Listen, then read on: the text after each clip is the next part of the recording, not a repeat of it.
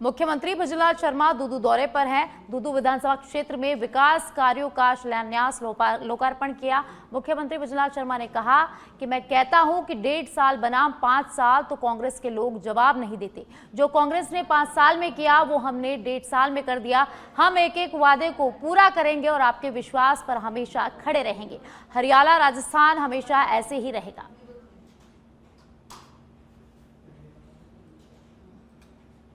Pilot ने कहा साहब बारिश आने वाली है। मैंने कहा नहीं, जल्दी उड़ाइए, अभी आते हैं, कोई चिंता की बात मत करिए, ये तो बारिश आनी है, क्योंकि बंसी वाले की कृपा है, इसलिए बारिश तो होनी है। मित्रों, मैं आपसे इतना कहना चाहता हूं कि आज आपने भी देश के यशस्वी प्रधानमंत्री नरेंद्र मोदी जी की मन की बात सुनी होगी। माननीय हमारे प्रधानमंत्री जी हमेशा कहते हैं कि हमारा जो अंतिम पंक्ति में खड़ा हुआ व्यक्ति, जब तक उसका भला नहीं होगा, जब तक ना हमारे प्रदेश का भला होगा, ना हमारे देश का भला होगा। और उन्होंने आज कहा है कि गांव गरीब से निकला हुआ कोई भी व्यक्ति, कोई भी भाई, कोई भी बहन किसी भी क्षेत्र में अगर आगे बढ़ती है तो निश्चित रूप से समाज में एक दिशा जाती है।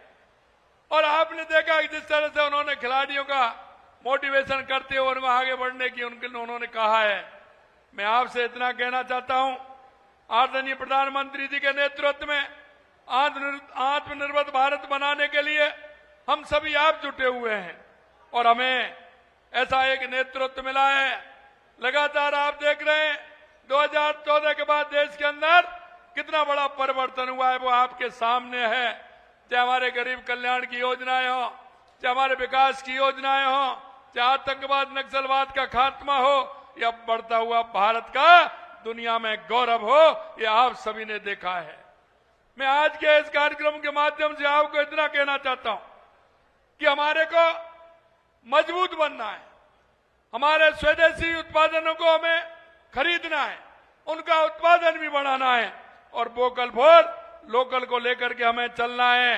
क्योंकि हमारे जो छोटे छोटे कुटीर उद्योग हैं, हमारी खेती है, हमारे विश्वकर्मा के माध्यम से हमारे लोहार है, हमारा सुथार है, हमारा सुनार है, उनके द्वारा बनाए हुए सभी सामान का उपयोग करते हुए हमें भारत को आर्थिक रूप से मजबूती भी प्रदान करनी है। मैं आपसे ये भी कहना चाहता हूं कि जब हम कहीं भी जाएंगे, वोकल फॉर लोकल का काम हम करेंगे, उनसे हम खरीदेंगे, तो निश्चित रूप से हमारे उन लोगों को सहारा मिलेगा जो हमारे स्थानीय उत्पाद। और अब अजमेर के पुष्कर से खबर है, जहां अखिल भारतीय मेघवन समाज की बैठक में हंगामा हो गया। आम सभा में दोनों गुटों के बीच लात घूंसे यहां चले हैं। जयपाल गुट ने आम सभा का आयोजन किया और बिना अनुमति के मीटिंग के आरोप यहां लगाए गए हैं। मारपीट से सभा स्थल पर अफरा तफरी मच गई। मौके पर सीओ ग्रामीण सहित पुलिस अधिकारी पहुंचे, जहां समझाइश का दौर जारी है। तो अजमेर के पुष्कर से खबर है, जहां एक आयोजन के तहत हंगामा हो गया। अखिल भारतीय मेघवन समाज की बैठक में यह हंगामा हुआ है। आम सभा में दोनों गुटों के बीच लात घूंसे यहां चले हैं। तस्वीरों में आप देख सकते हैं, जहां लात घूंसे चलते नजर आ रहे हैं, लोग आपस में लड़ते नजर आ रहे हैं।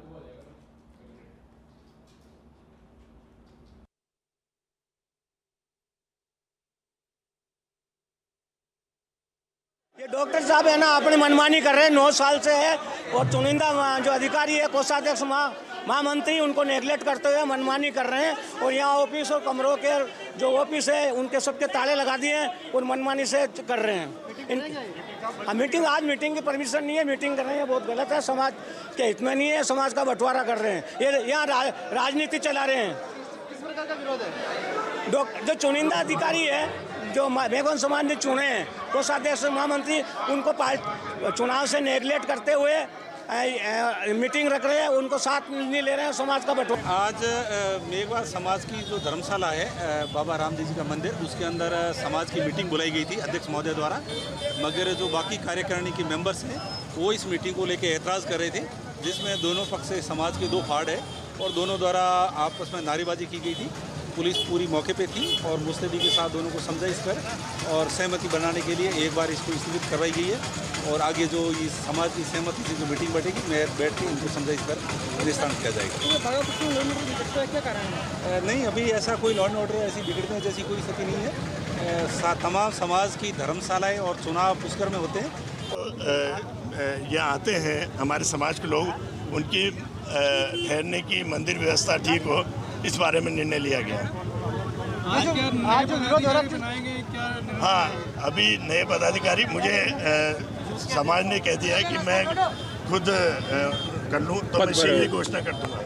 और एक घोषणा मैंने कर दी है कि हमारे नवयुग मंडल के श्री गजराज का विरोध है, ये विरोध किया जा रहा है। ये देखो, एक परिवार में दो भाई भी होता है, आपस में लड़ लेते हैं तो विरोध हो गया है, छोटा सेट करने को। उनका कहना है कि हम चुने हुए।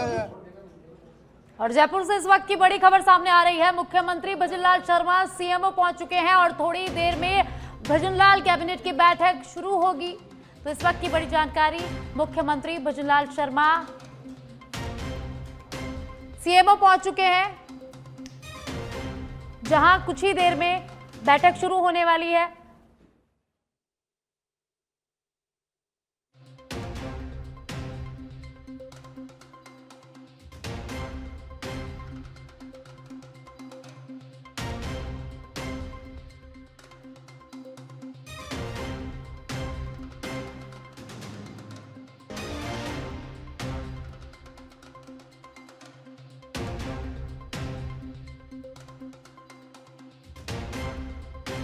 सामने आ रही है, जहां मुख्यमंत्री भजनलाल शर्मा सीएमओ पहुंच चुके हैं और थोड़ी देर में भजनलाल कैबिनेट की बैठक शुरू होगी और इसके बाद मंत्री परिषद की बैठक भी होगी। तो इस वक्त की बड़ी जानकारी जयपुर से, जहां मुख्यमंत्री भजनलाल शर्मा सीएमओ पहुंच चुके हैं और थोड़ी देर में कैबिनेट की बैठक शुरू होने वाली है और इस बैठक में कई मुद्दों पर चर्चा होगी, विमर्श होंगे, कई मुद्दों पर यहां विचार किया जाएगा। थोड़ी देर में कैबिनेट की बैठक शुरू होने वाली है और मुख्यमंत्री भजनलाल शर्मा बैठक के लिए सीएमओ पहुंच चुके हैं।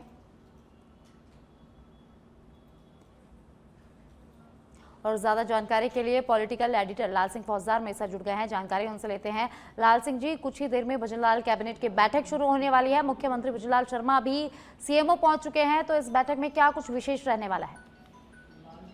देखिए साक्षी, आज की ये कैबिनेट की मीटिंग काफी अहम है और मुख्यमंत्री भजनलाल शर्मा पहुंच चुके हैं। इसके साथ ही तमाम मंत्रियों का पहुंचने का तैयारी जारी है और करीब करीब बैठक शुरू होने के जल्द ही शुरू हो जाएगी। 3 बजे का समय था और इसके साथ चूंकि ये बैठक इस लिहाज से अहम है कि SI भर्ती परीक्षा रद्द होने के बाद ही पहली मीटिंग है, विधानसभा सत्र शुरू होने से पहले ये कैबिनेट की मीटिंग है। तो ऐसे में दोनों अहम विषयों पर चर्चा होना लाजमी है। कई जनहित के मुद्दे हैं, उन पर तो मोहर लगना है ही, लेकिन साथ ही विधानसभा में जो विधेयक पारित किए जाएंगे उनका अनुमोदन किया जाएगा। ऐसा माना जा रहा है कि 3 तो वो विधेयक जो कमेटी के पास अभी विचाराधीन है, उसके साथ ही 3 से 4 और विधेयक सरकार लाने जा रही है, यानी करीब 7-8 विधेयक सरकार लाएगी। उन सभी का अनुमोदन होगा और 3:30 बजे फिर मंत्रिपरिषद की बैठक और मंत्रिपरिषद बैठक के बाद जो समय आया है 4 बजे का, 4 बजे प्रेस ब्रीफिंग होगी कैबिनेट की और उसमें तमाम उन फैसलों की जानकारी दी जाएगी। क्या किन किन विधेयकों का अनुमोदन किया गया है, कौन कौन से विधेयक सरकार लाने वाली है, SI भर्ती परीक्षा को लेकर क्या इस कैबिनेट में सरकार कोई अपना रुख तय करती है या नहीं करती है, इसकी तस्वीर साफ हो जाएगी। और इसके साथ ही जैसा कि मैंने कहा, ये 2 अहम विषय हैं, हालांकि कुछ और विषय है उन पर तो चर्चा होना है ही, लेकिन इन 2 विषयों पर फोकस है, सभी की निगाह इस पर टिकी हुई है। खासकर उनकी जो SI भर्ती परीक्षा उसके फैसले के बाद प्रभावित हुए हैं, वो दोनों ही पक्ष इस बात पे निगाह टिकाए हुए कि सरकार क्या कुछ फैसला करती है, ये देखने वाली बात होगी। तो कुल मिलाकर कह सकते हैं कि SI भर्ती परीक्षा का मामला अहम रहेगा और खास जो कल विधानसभा सत्र शुरू हो रहा है उसके आने वाले तमाम विधेयक का अनुमोदन किया जाएगा और कुछ जनहित के फैसलों पर मोहर लगेगी। जी, बहुत बहुत शुक्रिया लाल सिंह जी इस तमाम जानकारी के लिए। तो थोड़ी ही देर में कैबिनेट की बैठक शुरू होने वाली है। मुख्यमंत्री भजनलाल शर्मा सीएमओ पहुंच चुके हैं। कैबिनेट की बैठक के बाद मुख्यमंत्री भजनलाल शर्मा मंत्रिपरिषद की बैठक लेंगे।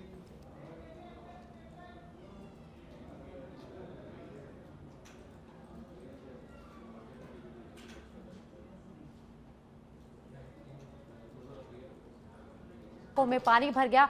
कई घरों में पानी घुसने से ग्रामीणों का सामान भीग गया और लोगों को रात भर परेशानियों का सामना यहाँ करना पड़ा। ग्रामीण चैनाराम मीणा ने बताया कि जल निकासी की उचित व्यवस्था नहीं होने से हर साल बरसात में यही स्थिति यहां बन जाती है। इस बार हालात और भी ज्यादा यहां खराब हो गए हैं। लोगों ने प्रशासन से तत्काल जल निकासी की व्यवस्था करने की मांग की है ताकि संक्रमण और बीमारियों का खतरा न बढ़े। यहाँ पर पानी बढ़ चुका है और पंचायत वाले ध्यान भी नहीं दे रहे हैं। हर बार बोलते हैं और आरसीसी बनाने का बोलते हैं और ध्यान बिल्कुल भी नहीं देते हैं। यहाँ छोटे छोटे बच्चे जाते हैं और घर के अंदर भी पानी भर चुका है तो कोई भी ध्यान नहीं दे रहा। प्रशासन हर बार जाता है, सर्वे करके चला जाता है।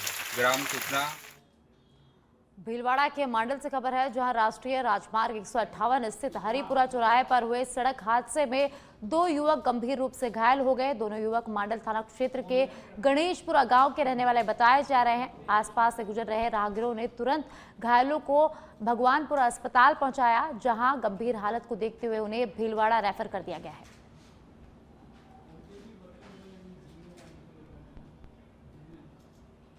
और अब जालोर से खबर है, जहां प्रदेश भर में बिजली उपभोक्ताओं को बेहतर सुविधा और पारदर्शिता देने के उद्देश्य से राजस्थान सरकार की ओर से स्मार्ट मीटर योजना लागू की जा रही है। आहोर में विद्युत विभाग के अधिकारियों की ओर से उपखंड कार्यालय पर स्मार्ट मीटर लगाकर योजना की शुरुआत की गई।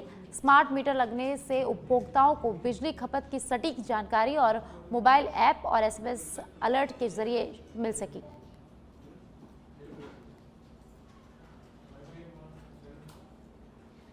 बीकानेर के खाजूवाला में चोरी की घटनाओं को लेकर चौथे दिन भी आक्रोशित युवाओं का धरना प्रदर्शन जारी है। युवाओं ने बाजार से रैली निकालकर चौराहे पर प्रदर्शन किया और साथ ही चोरों को गिरफ्तार करने और पुलिस कर्मियों के रिक्त पद भरने की मांग की गई है। सीओ अमरजीत चावला ने कहा कि पुलिस की टीम चोरों को ट्रेस कर रही है, लेकिन ये वार्ता विफल रही।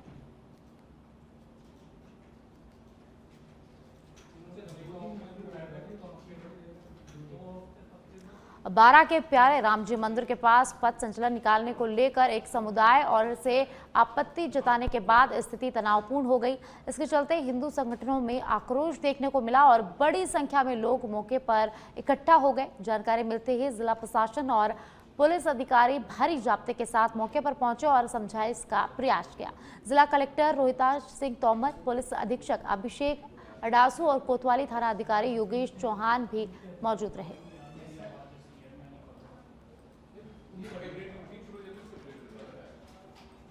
और अब अलवर के खेड़ली से खबर है, जहां क्षेत्र में 2 दिन से लगातार बारिश का कहर जारी है। मकान की पट्टियां टूट गई, घरेलू सामान क्षतिग्रस्त हो गया है। रात करीब 2 बजे बारिश के दौरान यह हादसा हुआ। तो अलवर के खेड़ली से खबर है, जहां भारी बारिश के चलते भारी नुकसान हुआ है। मकान की पट्टियां यहां टूट गई है और रात को करीब 2 बजे बारिश के दौरान यह हादसा हुआ है। पंच द्वारा बताया गया है कि मेरे गांव में एक ताराचंद कुली के मकान बरसात से टूट गया, जिसमें मौके पर पहुंचा। मौके पर मौका देखा गया, जिसमें मकान का पटा टूट गया था। बाकी घरेलू सारा सामान जिसमें रखा था वो भी इससे डैमेज हो गया। कोई जनहानि नहीं हुई है इसमें, और जो भी सरकार से प्रशासन से मदद मिलेगी इनको दिलाई जाएगी। मेरा मकान बैठ गया है, गिर गया है, सामान मेरा नुकसान हो गया है। क्या सामान का नुकसान हुआ है? मेरे 2 तो ये फ्रिज है साहब, कूलर, एक टीवी है और पंख है साहब, बक्सा मेरा फुट सामान हो भाई में। ये बरसात